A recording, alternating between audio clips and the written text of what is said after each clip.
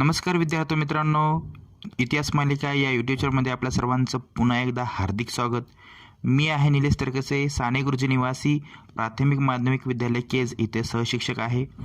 मागच्या व्हिडिओमध्ये आपण इतिहास लेखनाची वाटचाल, प्राचीन काळातील इतिहास लेखन, मध्ययुगीन काळातील इतिहास लेखन आणि तसेच आधुनिक काळातील इतिहास लेखन इथपर्यंत आपण अभ्यासलो होतो.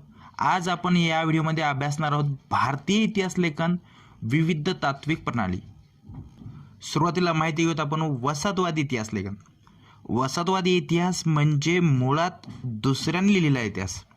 असा इतिहास बऱ्याचदा पूर्वग्रहावर आधारित असतो व स्वतःच्या फायद्यासाठी लिहिला असल्याची शक्यता जास्त असते.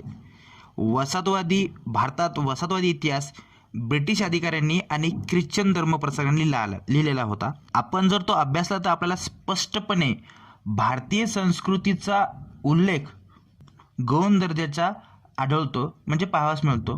भारतीय संस्कृती गौण दर्जाची आहे या पूर्वग्रहाचे प्रतिबिंब त्यांच्या लेखनामध्ये आपल्याला पाहायला मिळते. मुळात वसाहतवादी ब्रिटिश सत्तेच्या समर्थनासाठी त्यांच्या या इतिहास लेखनाचा वापर केला गेला. इसवी सन 1922 ते इसवी सन 1937च्या दरम्यान प्रसिद्ध झालेले केम्ब्रिज हिस्ट्री ऑफ इंडिया या ग्रंथाचे 5 खंड हे वसाहतवादी इतिहास लेखनाचे ठळक उदाहरण आहे. पुढल्या मुद्द्याकडे आपण येऊयात. प्राच्यवादी इतिहास लेखन. सुरुवातीला आपण प्राच्यवादी म्हणजे कोण? युरोपमध्ये काही अभ्यासक आहेत जे पूर्वेकडील संस्कृती आणि देश यांच्याबद्दल कुतूहल जागृत झालेले होते आणि त्यांच्याबद्दल आदर आणि कौतुक असलेले काही असे अभ्यासक, त्यांना प्राच्यवादी म्हटले जाते. थोडक्यात पूर्वेकडील संस्कृती आणि तेथील देश यांच्याबद्दल कुतूहल निर्माण होऊन ज्या युरोपीय इतिहासकारांनी लेखन केले त्यांना प्राच्यवादी इतिहास लेखक असे म्हणतात. अशा अभ्यासकांनी संस्कृत आणि युरोपीय भाषांमधील 7 धर्मांचा अभ्यास केला, वैदिक वाङ्मय, संस्कृत साहित्य यांचा तोलनिक अभ्यास केला आणि त्यातूनच या भाषेची जननी असणारी एक प्राचीन इंडो युरोपीय भाषा होती अशी कल्पना मांडली गेली. 2 प्रसिद्ध असे प्राच्यवादी इतिहासकार आहेत, बघा तुमच्या स्क्रीनवर. सर विल्यम जॉन्स इसवी सन 1784 मध्ये कोलकाता येथे एशियाटिक सोसायटीची स्थापना केली. प्राचीन भारतीय वाङ्मय आणि इतिहास यांचा अभ्यासाला चालना दिली सर विल्यम जॉन्स यांनी. दुसरे आहेत फ्रेडरिक मॅक्स मुलर. आता मुळात फ्रेडरिक मॅक्स मुलर ह्यांना एक जर्मन भाषिकही म्हणायला हवे, इथं उल्लेख करायला हवा आपल्याला. फ्रेडरिक मॅक्स मुलर यांनी संस्कृत साहित्याचा अभ्यास, हितोपदेश या संस्कृत ग्रंथाचा जर्मन भाषेत अनुवाद केला. The secret books of the east या नावाने 50 खंड प्रकाशित केले. ऋग्वेदाचे संकलन केले आणि जर्मन भाषेत भाषांतर केले. प्राच्यवादी इतिहासकाराच्या लेखनातील छुपे साम्राज्यवादी हितसंबंध प्रकाशात आणण्याचे काम एडवर्ड सद यांनी सुद्धा केले. ठीक आहे विद्यार्थी मित्रांनो, पुढला मुद्दा घेऊया आपण. राष्ट्रवादी इतिहास लेखन. विद्यार्थी मित्रांनो, इतिहास लेखनाचा परिणाम त्या देशाच्या भविष्यावरही होत असतो आणि राष्ट्रवादी इतिहास म्हणजे राष्ट्रात घडून गेलेल्या अभिमान आणि वैभवाच्या घटना आणि भारतीयांची आत्मजागृत करण्याकडे असलेला कल, याला आपण राष्ट्रवादी इतिहास लेखन असे म्हणतो. आणि मग राष्ट्रवादी इतिहास लेखन म्हणजे काय? सोपं आहे, आपल्याला माहितीच आहे. 19 आणि 20व्या शतकामध्ये इंग्रजी शिक्षण पद्धतीमध्ये काही भारतीय हे शिकले आणि तयार झालेले जे भारतीय इतिहासकार आहेत त्यांच्या लेखनामध्ये आपल्या राष्ट्राबद्दल, आपल्या देशाबद्दल जो वैभवाचा अभिमान आहे आणि आपली स्वतःची राष्ट्रामध्ये घडून गेलेल्या काही वैभवाच्या घटना आहेत, या घटनेबद्दल अभिमान आहे आणि भारतीयाची आत्मजागृत करण्याकडे असलेला जो कल आहे आणि हा कल त्यांच्या लेखनास राष्ट्रवादी इतिहास लेखन असे म्हटले जाते. आपल्या महाराष्ट्रातले असेच एक राष्ट्रवादी इतिहासकार आहेत ज्यांचं नाव आहे विष्णुशास्त्री चिपळूणकर. यांच्यापासूनही प्रेरणा मिळाली. त्यांनी ब्रिटिश अधिकाऱ्यांनी लिहिलेल्या प्राचीन भारताच्या पूर्वग्रह दूषित इतिहासाला त्यांनी विरोध केला. अशा प्रकारे राष्ट्रवादी लेखन करणाऱ्या इतिहासकारांनी भारताच्या इतिहासातील एक सुवर्ण काळ शोधण्याचा प्रयत्न केला. पहा इथे तुमच्या स्क्रीनवर दिसतात तुम्हाला जे काही राष्ट्रवादी इतिहासकार आहेत ते महादेव गोविंद रानडे, अनंत सदाशिव आलतेकर, राधामोहन मुखर्जी, राजेंद्रलाल मिश्रा असे अनेक राष्ट्रवादी इतिहासकार आहेत ज्यांच्यापासून विष्णुशास्त्री चिपळूणकर यांच्यापासून त्यांना प्रेरणा मिळाली आणि त्या सुवर्णकाळ शोधण्याचा प्रयत्न केला.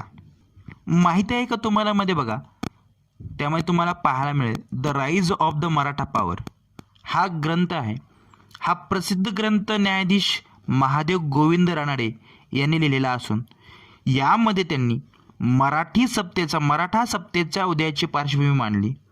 मराठी सत्तेच्या उदयापूर्वीची महाराष्ट्रातील सामाजिक, सांस्कृतिक आणि धार्मिक क्षेत्रातील जागृती प्रतिपादन केली. आणखीन असे काही प्रसिद्ध राष्ट्रवादी इतिहासकार आहेत त्याविषयी आपण माहिती घेऊयात. बघा तुमच्या स्क्रीनवर फोटो दिसतो वि का राजवाडे यांचा. यांनी एक प्रसिद्ध असा ग्रंथ लिहिला. त्या ग्रंथाचं नाव होतं मराठ्यांच्या इतिहासाची साधने 22 खंड. या नावाने त्यांनी ग्रंथ प्रकाशित केला. त्यांनी भारत इतिहास संशोधक मंडळाची स्थापना केली. इतिहास लेखनाविषयी त्यांचे काही मत होते. त्यांनी आपले मत इथे मांडले. इतिहास म्हणजे भूतकालीन समाजाचे सर्वांगीण समग्र जीवन दर्शन. केवळ राजकीय घडामोडी, सत्तांतरासाठी केलेली कटक कारस्थाने किंवा युद्ध यांच्या हकीकती नव्हेत असे त्यांचे मत होते. म्हणजे त्यांनी स्पष्टपणे सांगितलं की इतिहास म्हणजे भूतकालीन समाजाचे सर्वांगीण जीवन दर्शन आणि आपण आपला इतिहास लिहिला पाहिजे यावर त्यांचा भर होता. त्याच्यामध्ये युद्धाचं वर्णन करणे, ऐतिहासिक प्रसंग सांगणे एवढंच इतिहास नाहीत, अस्सल कागदपत्राच्या आधारित इतिहास लिहिला पाहिजे असा त्यांचा आग्रह होता. दिनांक 7 जुलै 1910 रोजी त्यांनी भारत इतिहास संशोधक मंडळाची स्थापना केली. दुसरे आणखीन असेच काही प्रसिद्ध असे इतिहासकार आहेत, तुम्ही त्याला जाणतात, आपल्या सर्वांना परिचय देत. स्वातंत्र्यवीर विदा सावरकर. स्वातंत्र्यवीर सावरकरांनी लिहिलेले the Indian war of independence 1857 म्हणजे 1857चे स्वातंत्र्य समर हे पुस्तक लिहिले. हे पुस्तक एवढे विशेष होते की यामुळे राष्ट्रवादी इतिहास लेखकांना प्रेरणा मिळाली. यापासून खूप असे प्रभावित झाले आणि प्रादेशिक इतिहास लिहिण्यासाठी बाकी इतिहासकारांना चालना मिळाली. दक्षिण भारताच्या भौगोलिक वैशिष्ट्याकडे आणि इतिहासाकडे इतिहासकारांचे स्वतंत्रपणे लक्ष वेधले गेले. तसे पाहिले तर स्वातंत्र्यवीर सावरकरांचे साहित्य भरपूर आहे. आपल्या मराठी विषयामध्ये आपल्याला त्याला जाणतो आपण, माहिती आहे.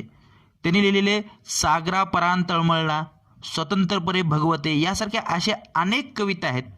भारतीय इतिहासातील 6 सोनेरी पाने शत्रूच्या शिबिरात यासारखे ग्रंथ आहेत. मोपल्याचे बंड, काळे पाणी या कादंबऱ्या सुद्धा आहेत. पुढल्या मुद्द्याकडे आपण जाऊयात. स्वातंत्र्योत्तर काळातील इतिहास. आता स्वातंत्र्योत्तर काळातील इतिहास म्हणजे देश स्वतंत्र झाल्यानंतरचा इतिहास. स्वातंत्र्योत्तर काळात समाज, विज्ञान, अर्थव्यवस्था, धार्मिक व राजकीय विचारसरणी आणि सांस्कृतिक पैलू यांचा अभ्यास करणे गरजेचे वाटू लागले. आणि मग यातून प्रमुख 3 विचार प्रवाह समोर आले. तो म्हणजे पहिला प्रवाह मार्क्सवादी इतिहास, दुसरा प्रवाह वंचिताचा इतिहास आणि तिसरा मुद्दा म्हणलं तर स्त्रीवादी इतिहास. प्रत्येक या वैचारिक प्रवाहाविषयी आपण माहिती घेणार आहोत. सुरुवातीला आपण जाणून घेऊ मार्क्सवादी इतिहास. मार्क्सवादी इतिहास म्हणजे तुम्हाला हे नाव ऐकल्याने वाटते, आपण मागच्या पाठामध्ये आपण अभ्यासलं कॉल मार्क्स. हे नाव तुमच्यापैकी कोणी ऐकलं नाही असं नाही. औद्योगिक क्रांतीचा उदय झाल्यानंतर कामगार वर्गाची मोठ्या प्रमाणात पिळवणूक सुरू झाली आणि भांडवलदारी वर्गाकडून होत असलेल्या पिळवणुकीत थांबावी या विचारातून मार्क्सवादाचा जन्म झाला, म्हणजे त्यांच्या विचारसरणीत जन्म झाला. आर्थिक व्यवस्थेत उत्पादनाची साधने आणि पद्धती आणि उत्पादनाच्या प्रक्रियेतील मानवी संबंध याचा विचार मार्क्सवादात मध्यवर्ती आहे. मार्क्सवादी इतिहास जर तुम्हाला समजून घ्यायचा असेल किंवा कॉल मार्क्स यांची जर विचारसरणी जर जाणून घ्यायची असेल तर तुम्ही यूट्यूब चॅनलवर सर्च करा कॉल मार्क्स या नावानं. तुम्हाला त्यांची जी विचारसरणी आहे ती सविस्तरपणे तुम्हाला अभ्यासता येईल पुढे. तरी मी इथं तुम्हाला कॉल मार्क्सविषयी काही विशेष बाबी सांगतो. कॉल मार्क्स हा अक्षरशः देश नसलेला माणूस होता. 1842मध्ये तो प्रशिया बाहेर पळून गेला आणि 1845मध्ये फ्रान्समधून हद्दपार झाला. 1848मध्ये बेल्जियममधून नाकारला गेला आणि 1848मध्ये त्याला पुन्हा एकदा पर्शिया सोडून जाण्यास भाग पाडले गेले आणि त्यानंतर 1849मध्ये तो इंग्लंडला गेला. बघा, 42, 45, 48, 48 आणि 49 एवढ्या वर्षांमध्ये त्याला कितीतरी देश सोडावे लागले, परंतु ब्रिटनने त्याला नागरिकत्व नाकारले. परत 49मध्ये प्रशियाने सुद्धा नकार दिला आणि पुन्हा मग 1843मध्ये टेक्सास प्रजासत्ताकमध्ये जाण्याचा विचारही कार्ल मार्क्सने केला आणि त्याचे इमिग्रेशन परमिशनने त्यांना जन्मस्थान असलेल्या ट्रियरच्या महापौराकडे त्याने अर्ज सादर केला. यावरून आपल्याला लक्षात आलं असेल की कार्ल मार्क्स यांची विचारसरणी किती खरखर असेल, किती कडक असेल. भारतामध्ये सुद्धा त्या विचारसरणीचा भरपूर असा प्रभाव झालेला पाहायला मिळतो. भारतीय इतिहासकारांमध्ये नाव घ्यायचं म्हणलं तर दामोदर धर्मानंद कोसंबी, कॉम्रेड श्रीपाद अमृत डांगे, कॉम्रेड शरद पाटील, रामशरण शर्मा हे इत्यादी भारतीय मार्क्सवादी इतिहासकार आहेत. भारतीय कम्युनिस्ट पक्षाचे संस्थापक कॉम्रेड डांगे यांनी तर प्रिमिटिव्ह कम्युनिझम टू स्लेव्हरी या ग्रंथामध्ये मार्क्सवादी इतिहास लेखनही केलेले. पहिला वैचारिक प्रवाह आपण अभ्यासला, आता वळूया आपण दुसऱ्या वैचारिक प्रवाहाकडे. वंचिताचा इतिहास, ह्यालाच सब अल्ट्रॉनचा इतिहास असे सुद्धा म्हणतात. वंचित म्हणजेच सब अल्ट्रॉन. वंचित म्हणजे समाजाच्या तळागाळातील लोक होय. मग इतिहास लेखनाची सुरुवात समाजाच्या तळाशी असलेल्या सर्वसामान्य लोकांच्या स्तरापासून करायला पाहिजे अशी कल्पना पुढे आली आणि ही कल्पना मांडण्यामध्ये अँटोनियो ग्रामची या इटालियन तत्त्वज्ञानाचे स्थान महत्त्वाचे आहे. पहा एकदा, वंचित म्हणजे कोण? समाजाच्या तळागाळातील लोक. आणि इतिहास लेखन जर सुरुवात करायची असेल तर समाजाच्या तळाशी असलेले सर्वसामान्य लोकांच्या स्तरापासून ती करायला पाहिजे ही तत्त्व, ही कल्पना पुढे आणली. आपल्याला सर्वांना आज संविधानाने शिक्षण, रोजगार आणि मानवी हक्क दिले आहेत, ज्याच्यामुळं आज आपण सर्व शिक्षण घेतो आहे, सर्वांना रोजगार आहे, काही मानवी हक्कही प्रदान झालेले आहेत. पण पूर्वी बऱ्याच लोकांना या सगळ्या हक्कापासून दूर ठेवण्यात आले आणि त्यांना वंचित घटक असे म्हणतात. मग अशा वंचित घटकांचा इतिहास लिहिण्यासाठी लोकपरंपरा हे एक महत्त्वाचे साधन मानले गेले होते. वंचिताच्या इतिहासाला एक महत्त्वाची विचारसरणी म्हणून स्थान मिळवून देण्याचे महत्त्वाचे कार्य केले रणजित गुहा यांनी. या इतिहासकाराने वंचिताच्या इतिहासाला एक वेगळे वळण दिले. पण तत्पूर्वी तुम्हाला माझा एक प्रश्न आहे. प्रश्न असा आहे की तुम्हाला कोणकोणते समाजसुधारक माहीत आहेत ज्यांनी या तळागाळातील लोकांसाठी काम केले? म्हणजे या वंचित लोकांसाठी रणजित गुहा यांच्या आधीच कोणी कोणी काम केलं असेल बरं? सांगा पाहू. आठवते का? पहा बरं, तुमच्यापैकी भरपूर जणांना उत्तर दिले असेल. नक्कीच आपल्याला माहितीच आहे, वंचित लोक म्हणजे समाजातले तळागाळातील लोक आणि अशा लोकांसाठी काम करणारे असे भरपूर नाव आहेत. सर्वाधिक तुमच्या पहिल्यांदा लक्षात आलं असेल महात्मा ज्योतिराव फुले, सावित्रीबाई फुले, डॉक्टर बाबासाहेब आंबेडकर. अगदी बरोबर. मग महात्मा फुले यांनी लिहिलेले पुस्तकं तुम्हाला नक्की आठवली असेल आणि त्यातलं एक पुस्तक तर 100% तुम्हाला आठवत असेल, गुलामगिरी. अगदी बरोबर. या गुलामगिरी या पुस्तकामध्ये शूद्रादी अतिशूद्राचा इतिहास नव्याने उलगडून महात्मा ज्योतिराव फुले यांनी दाखवला. एवढेच नव्हे तर धर्माच्या नावाखाली स्त्रिया, शूद्र व अतिशूद्र यांच्या होणाऱ्या शोषणाकडे त्यांनी या पुस्तकामध्ये लक्ष वेधले. जर तुम्हाला कोणाला महात्मा ज्योतिराव फुले यांची दुसरी पुस्तकं वाचायची असतील तर मी खाली डिस्क्रिप्शन बॉक्समध्ये महात्मा ज्योतिराव फुले यांची पुस्तकं या नावाने खाली एक लिंक दिलेली आहे. त्या लिंकला क्लिक करून तुम्ही महात्मा ज्योतिराव फुले यांची बाकीची पुस्तकं तुम्हाला वाचता येतील. चला आपल्या विषयाकडे येऊया. महात्मा ज्योतिबा फुले आणि सावित्रीबाई फुले यांनी स्त्री शिक्षण केले. धर्माच्या नावाखाली स्त्रिया, शूद्र अतिशूद्र यांचे शोषण थांबवले. त्यांच्या प्रश्नांना वाचा फोडली. त्यांनी आणखीन एक पुस्तक लिहिलं, शेतकऱ्याचा आसूड. गुलामगिरी आणि शेतकऱ्याचे आसूड यामध्ये त्यांनी एक नवा इतिहास घडून आणला. आणि दुसरे समाजसुधारक तर सर्वांना परिचयाचे आहेतच, भारतरत्न डॉक्टर बाबासाहेब आंबेडकर यांनी भारतीय इतिहासात मोलाचे योगदान दिले. भारताच्या सांस्कृतिक आणि राजकीय घडणीत दलित वर्गाचा मोठा वाटा आहे असे आपल्या पुस्तकातही म्हटले आहे. भारताच्या वसाहतवादी आणि राष्ट्रवादी इतिहास लेखनात त्याकडे दुर्लक्ष केले गेले असे डॉक्टर आंबेडकरांनी ही गोष्ट केंद्रस्थानी ठेवून सतत लेखनही केले. आपल्या सर्वांना माहिती आहे डॉक्टर बाबासाहेब यांचं कार्य खूप आहे आणि अत्यंत मोलाचं आहे. भारतरत्न डॉक्टर आंबेडकरांनी दलित वर्गाला केंद्रस्थानी ठेवून सतत लेखन केले. त्यांनी समानता या तत्वासाठी अविरतपणे मेहनत घेतली. समाजातील दलित वर्गातील लोकांना त्यांचे हक्क मिळवून देण्यासाठी डॉक्टर बाबासाहेब आंबेडकर यांनी आयुष्यभर काम केले. देशासाठी अभ्यासपूर्वक संविधान लिहून देशाला दिशा देण्याचे काम त्यांनी केले. डॉक्टर बाबासाहेब आंबेडकर यांच्या आधारित एक चित्रपटही आलेला आहे. जर तुम्हाला कधी मोकळा वेळ मिळाला तर या चित्रपटाची लिंकसुद्धा मी खाली डिस्क्रिप्शन बॉक्समध्ये देतो आहे, ती तुम्ही पाहून घ्या. त्यांचं लेखन साहित्यही भरपूर आहे, तेही तुम्हाला मी डिस्क्रिप्शन बॉक्समध्ये देतो आहे, तेही तुम्ही मोकळा वेळ मिळाला तर वाचून घ्या. त्या विपुल लेखनापैकी who were the Shudras and the untouchables हे 2 ग्रंथ वंचिताच्या इतिहासाचे उत्तम असे उदाहरण म्हणून सांगता येतील. वळूया आपण तिसऱ्या वैचारिक प्रवाहाकडे, स्त्रीवादी इतिहास लेखन. स्त्रीवादी इतिहास म्हणजे काय जाणून घेऊया.